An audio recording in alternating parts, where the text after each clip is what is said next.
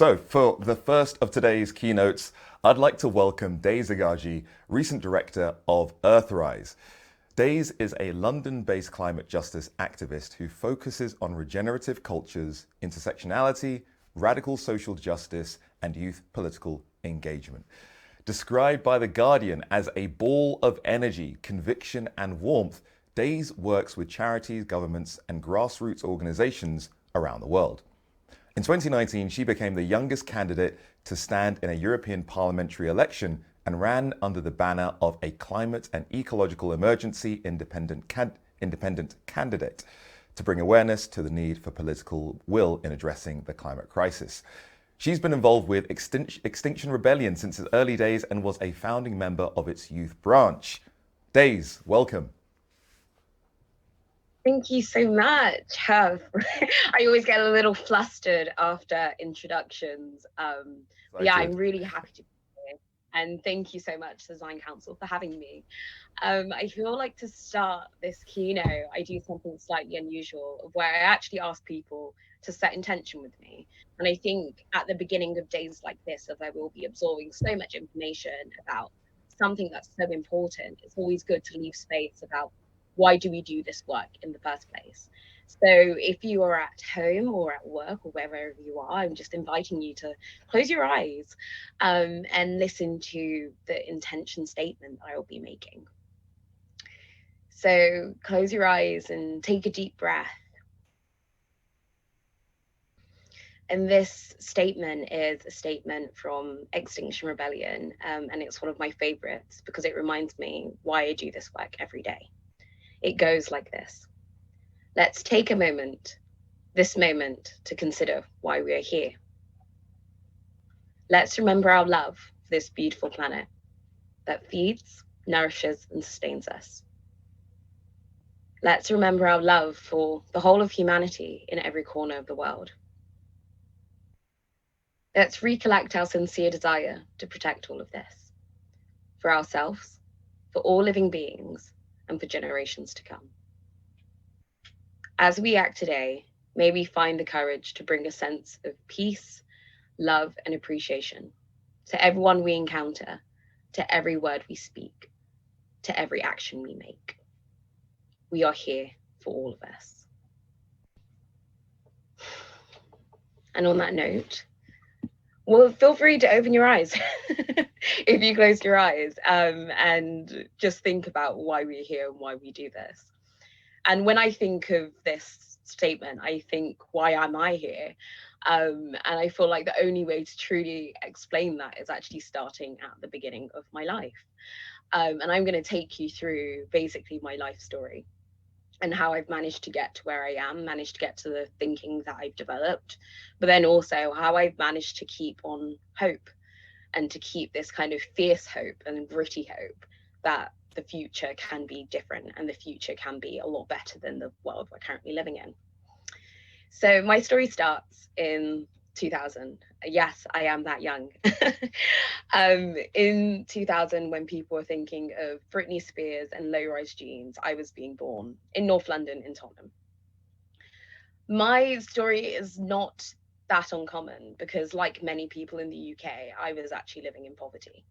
And I had two brothers, a mum and a dad, and we lived in a one-bedroom apartment in North London. I remember when I was growing up, my mum would drive us over the A406 and she would tell us to wind our windows up. And I didn't really understand why till I got older. And that was because of the urban environment we were living in was not safe for us in general. And this was the life that I grew up in. So flash forward to around 2008, my mum, she had a dream about starting her own restaurant. And for an immigrant woman who didn't even have her own bank account, this was a dream that felt very far-fetched, but she made it happen. And by 2008, we went from living in relative poverty in the UK to being very middle class very quickly, all in the span of around a year. And in this time, we moved from Tottenham to Enfield, and I started experiencing a different type of life. And it did make me think at the time, if this is the one shift of a financial position and how it changed my life so rapidly, so quickly, it kind of made me think about what does it look like if we change all other systems as well. So moving forward, around 2011, my mum sent me to boarding school. She wanted me to have the best education that she couldn't have when she was younger, but she also wanted me to be a good person. So she sent me to a slightly quirky a boarding school that was 50 people attached to a state grammar, but then also was very much led by this amazing couple called Mr. and Mrs. Nuttall. And they were these almost hippie types who loved nature, who cared for nature, and who would travel Africa in their 20s. And they basically taught me how to love nature, from being a girl who'd never touched or seen a worm to being the ones to rear chickens. I had this rapid transformation of learning how to love really deeply and learning about the safety that nature could bring to me as someone who had quite an unstable childhood. So going through this kind of evolution, I ended up learning to love nature a lot. And in 2016, I decided to move back to London to live at my house and to attend college here. And that's when I started getting very ill. And I started having a lot of breathing issues. I started feeling like like I couldn't breathe. And at this time, I spoke to doctors, I spoke to friends, and everyone told me this is just growing up, it's just growing pains. And in this time, I didn't quite believe it. So at 16, as you would, I went online to go and Google my own symptoms. And I found out about air pollution. And this was a punch to the gut. It was this recognition that a lot of the health issues that I was facing was caused by the incinerator that was burning only a mile and a half away from my home. And then finding out that this issue of air pollution is not just one to my community, but it's one to many working class and Black and brown people globally. And then in turn, finding out that air pollution it's just the beginning, because there's a larger climate crisis that's affecting the same people, the people who are already on the margins of society. And for many years, this news depressed me. And I went through this very, very big grief journey of me recognizing that the world that I thought I would live within isn't quite as kosher as it seems. And also the fact that I would no longer be able to participate in the future that I thought I was promised. And this was quite a big awakening for me. So in that grief journey, I kind of went from one side of hopelessness, which was based in the everything's going to die, what's the point of trying, right round to the micromanaging the small things and trying to go zero waste and trying to be vegan and doing all of these things on a small scale, because that's what I felt like I could control. That's what I felt that I could make a change in.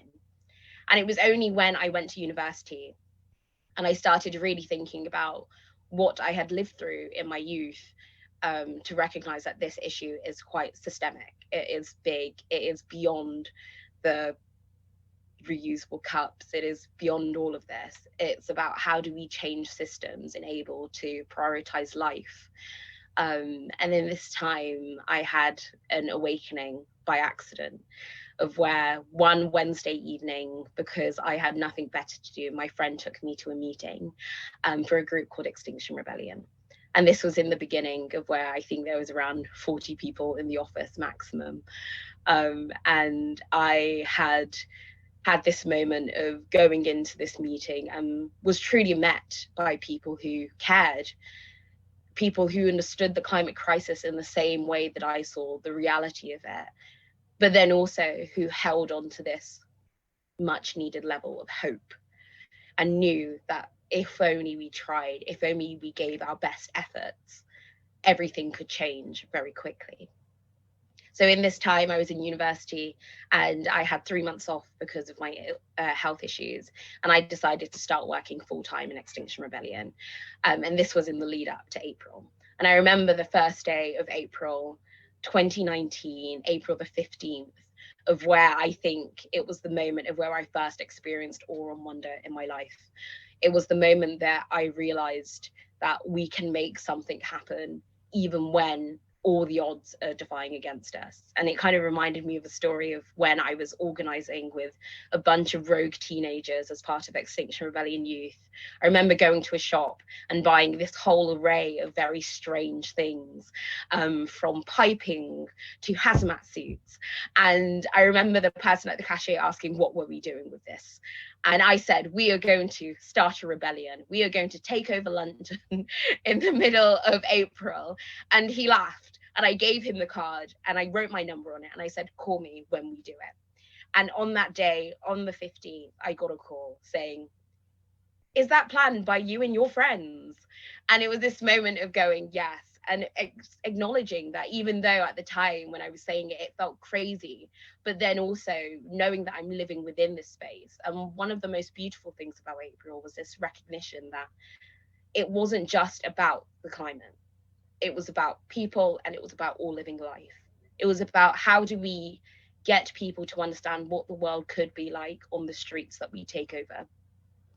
So, for example, it was having free food, it was having community spaces, it was having yoga classes, it was creating the community that I feel like a lot of us long for. And this has been almost like a narrative between all of the work that I do, from, running for parliament and trying to get people to imagine and co-create what politics could look like if we wanted to do it different. And what do our representatives miss out on now that they should be having, right round to when I sued the government on the net zero strategy, well, on not having a net zero strategy, forcing them to create one. It was about how do we kind of get them to imagine beyond what's already existing. And now the work that I do is very much in that. As previously mentioned, I worked at Earthrise Studios, which is a creative agency that wants to focus on how do we tell these climate stories. How do we bring climate storytelling into the new age on Instagram, on Twitter, on YouTube? How do we make it irresistible to be a part of this change? And then on to, I think, the work that I'm most proud of at the moment is the design work that I do. How do I make sure that we can really imagine urban settings, and what can utopia look like for urban settings? We're in a time of where, if I feel like society collapse happens, we in cities would find it very difficult to live. And I say this because I feel like in the countryside, there is this understanding of where our food comes from. There's this understanding of how our communities are built. But in cities, we lack this. But this doesn't have to be the case. How do we get designers to work with this in mind, of utopia in mind, of creating, council housing that aims to connect people with nature, aims to help people with their health, and aims to fight against what we've created right now, which is an urban setting that's actually not compatible with human flourishing. And this kind of brings me on to my final point of the work that I do at a nature reserve in London. I kind of went from working with big governments and international NGOs to working in a local nature reserve. And this was quite the shift, but one of the most important shifts that I've ever experienced, because it reminded me what it's like to really design something that's of service to community and of service to the people who live around, and what a space like that can do for everyone. So it kind of plays onto this fact that we need these kind of regenerative cultures that are caring, that are loving, that have duty not just to ourselves but to our communities and to our earth.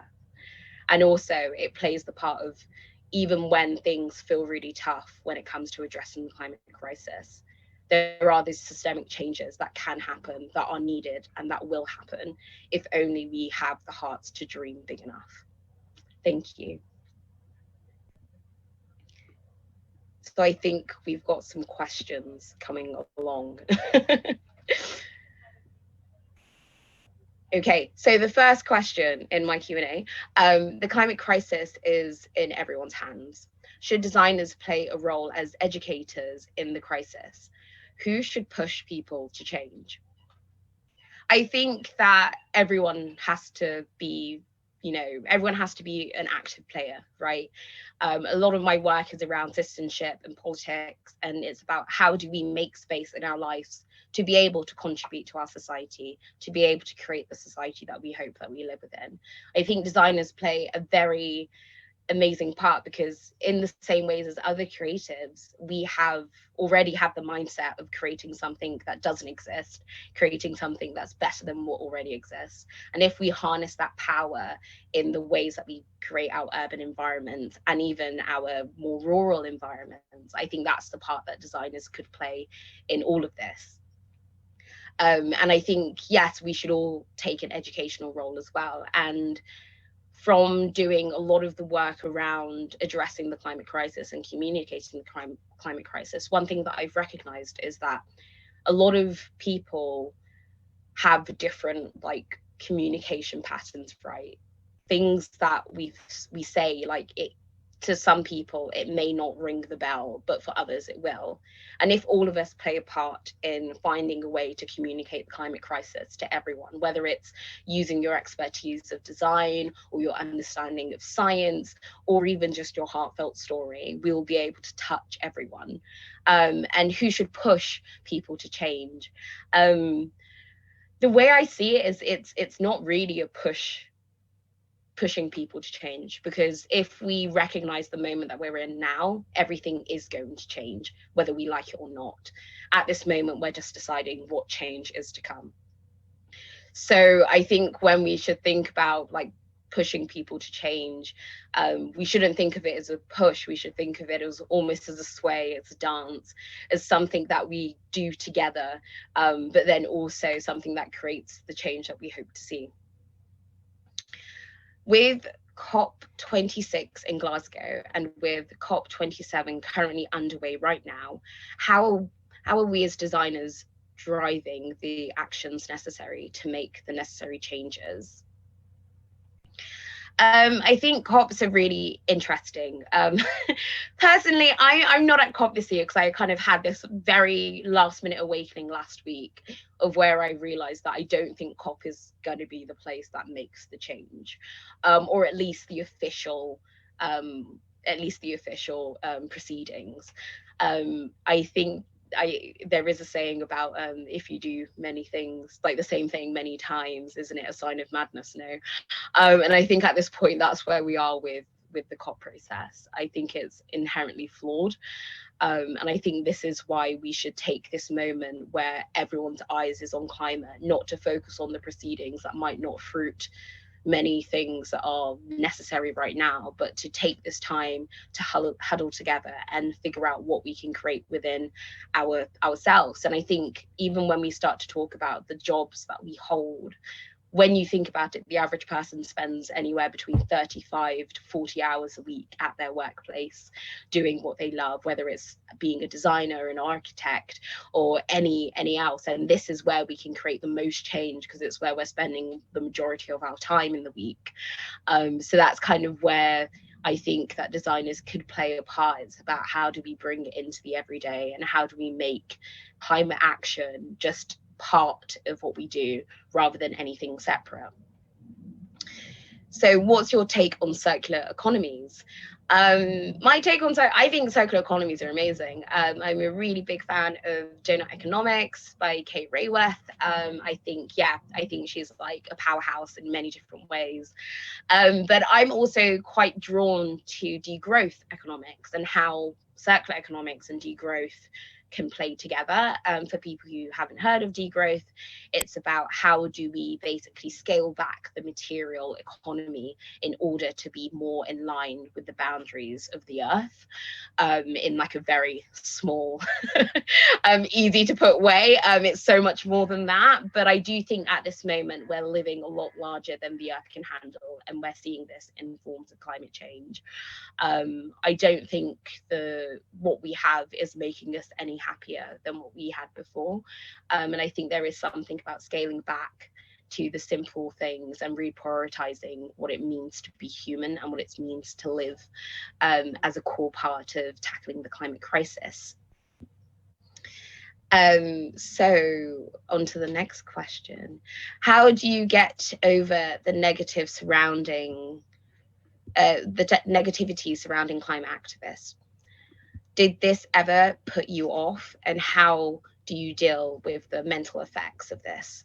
um I think I have like a particularly weird way to look at this, because I've grown up in very tough situations. So I'm almost, I think someone described me once as a cockroach. Um, like I have like true resilience, but also I recognize that a lot of the work that I do is guided by the principles of what I believe in. I believe that we should love one another. I believe that we should care for one another. I believe that I have duty, not just to myself, but to all life on earth. And when your kind of core beliefs are the anchors of everything you do, it's one of these things of where the negativity I see as almost as a reaction against not me, but the larger issue that I'm bringing up. People find it really difficult to look at the climate crisis because it feels overwhelming, it feels big, it feels like it cannot be changed. So I kind of see that negativity towards climate activists as not just it's not about the activists in itself, but it's about the issue that we're bringing up. But what I do in these times is I try just to talk to people, because I think deep down everyone cares about the climate crisis in the same way everyone cares about their home. We are trying to save our collective home. And when we kind of have these softened conversations with people who bring negativity, a lot of the time we see this breaking down of like the shield and armor that they use to protect themselves. And we see the vulnerability of also them recognizing their own fear in this situation. And I don't think for me it puts me off. It's part of life. It's part of having these hard conversations, and I feel like I deal with the mental effects through many different ways. But one is having a therapist, which is very helpful. And I'm quite lucky that I was given my therapist at a discounted price because of the work that I do through the Climate Psychiatry Alliance. But then also I think it's by remembering that it's not really about you in particular. It's about the fear that people have around what's a massive life-changing and society changing event that's happening, and that it's not really about me. So do you think brands and businesses should be working with groups as XR, or will business and protest groups' values always be at odds? I think there's a middle ground. I think there is a lot of there's a lot of brands and businesses who would like to co-op and use these movements to greenwash, to make them basically be so dependent on like these kind of collaborations that we don't say the things that are uncomfortable or needed. But then I also do think that there are businesses who are doing some really amazing stuff to provide the future solutions for the climate crisis. And I think it's about recognizing which businesses or which brands are playing that. Personally, for me, I do work with brands and businesses. I work with businesses primarily as I've had a consultancy practice for around 4 years now, of where I help businesses create sustainability plans and help businesses connect to the larger climate issue. What I've realized is there are some businesses that just want you for the website. There are some businesses that really want to change the internal workings of their business practices. And it's about trying to recognize and filter between those, and recognize which ones are trying to use you and which ones actually just need that support, because they recognize that they're playing a bigger part of the issue than they want to. So I do think there is value, and I think the way that I split it in my head is that there are the larger things that we want to achieve, like, you know, the bigger systemic change of ending racism, ending poverty, ending all of these like prejudice that we, you know, like we obviously want to like seen as gone, but then there's also the mitigating the harm that's happening right now. And a lot of the work that I do with businesses and brands are trying to figure out, how do we mitigate this immediate harm that we're facing, and how do we make businesses who make up 71% of climate emissions work better. And I think there are many people in this space who are also doing the same things, whether it's B Corp or 1% for the planet. There are ways that we can make sure that these businesses don't use campaigners, but at the same time are given assistance and help by some of the thinking that we do. So on to another question. Did the incinerator owner acknowledge any responsibility for your health? Do we have legal resources for such organizations? No. So this is yeah, I will actually talk a bit more about this in general, but so it's the Edmonton incinerator that's in Enfield in North London, and it's kind of between like just next to the borders of also Walthamstow and Chingford. And at this current moment, we're actually, as a community, fighting against a second incinerator being built. So not only is there not acknowledgement of the impact of health by the incinerator owners, but there is also an active push to make the air pollution of the area a lot worse. It's quite scary to see what people would do to people who they don't prioritize their life. And I say this because, like, in this society, Black and brown people, working class people, their lives aren't being prioritized at all. So it's quite scary to see that, we're having these like communities that are being affected by high levels of asthma, even up to like birth defects because of air pollution, but there is not much there is not much the polluters are going to do about it, because they will not stop their own profit-making adventures. So I think that's on one side. And do we have legal resources for such organizations? I'm not too sure. I think there have been lots of legal pushes for cleaner air, but they tend to not really be that fruitful, because it's very difficult to show that it's because of this particular air pollution issue linked to health, and that's been one of the difficulties in like pursuing it legally. So I think there's a lot of gray space in that, but there are so many amazing organizations like Stop the Incinerator who are working on how do we galvanize communities to be able to play a part in protecting and safeguarding their own health against things like incinerators being built next to schools, hospitals, etc. I'll take a few more questions and then I think we'll have to stop soon. Do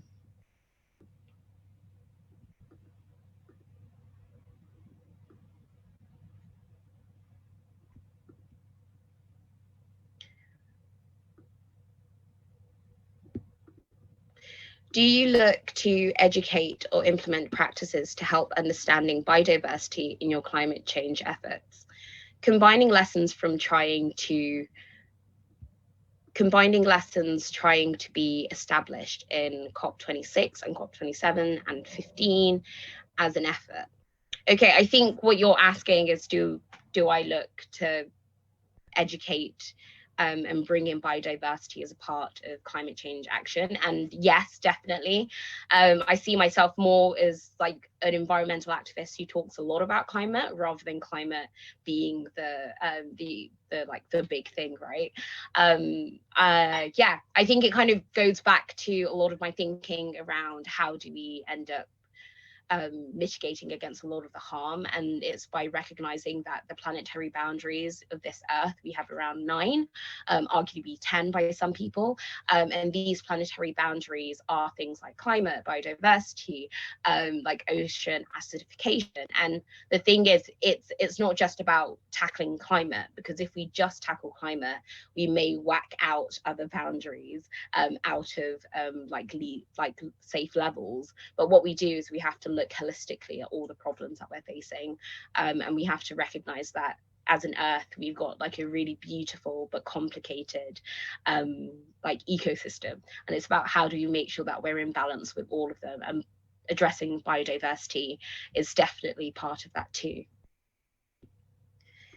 Okay, and then finally, I will take my last question. Are there any specific campaign groups or movements that you think are doing good work on the climate crisis that people can get involved with? Yes, I think, yeah, there are some really amazing ones, globally, nationally, and locally. I think I love like local initiatives. So like find out what's happening in your local communities. I think it's really important to kind of have like the work that's really tangible, especially at the beginning of figuring out what you would like to give to the movement. It's quite beautiful to be working in a place of where you can see the change that you're making before you kind of go on to like the larger scale. But there are some groups, and I feel like I'm going to say it, I do think Just Stop Oil is doing some pretty interesting stuff. I don't agree with all of their actions, but I agree with the premise of recognizing the climate crisis as something that is really scary, or something that should be taken extremely seriously. And I think they're doing some really good work at the moment. I think groups like Extinction Rebellion and all the fossil free groups as well, who are working on how do we stop oil, because that's a large part of getting people to start thinking outside of the ways that we already exist. It's about how do we kind of start to think about this transition, because we've got 6 years to really make a change before things may become unreversible. And it's by recognizing that we need to start now rather than later. And these groups are definitely focusing on it. But I think most importantly is by recognizing what are your own personal boundaries and what would you like to give to the movement and how that can play a part. And I know that there is the Architect Declares group, who I did a talk for earlier last week, and they're really awesome. So if you're a designer working in architecture, that could be a really awesome place to start as well. And on that note, thank you so much for listening, and thank you so much for being here. And I'm excited to see the rest of the talks today, and I hope you guys are too. So yeah, I'll pass back on to the presenter. Nice. Thank you so much for that, Daze. You know, it was great to hear your story of how you got involved with Extinction Rebellion and buying all those clothes. Can you let us in where we can get like the hazmats and all the cool looking garms? Yes, Where I did you can. go? It's all, yes, I went to, I think it was B&Q, and it was like the strangest shopping trip ever. As you would imagine, a bunch of like, I think the youngest person was 13 and I was the oldest person at 19. I love that. I love your story, and thank you so much for joining us. It's been a pleasure to hear from you. Okay, we will now have a short break, but you can join Priya Prakash in room 1 to kick off our how-to sessions with Design Declares, and in room 2, a new London architecture roundtable on what architects can expect from COP27. We'll be back here at 11:30 with Puran Desai and Daniel Christian Wall to talk about regenerative design. See you in a bit.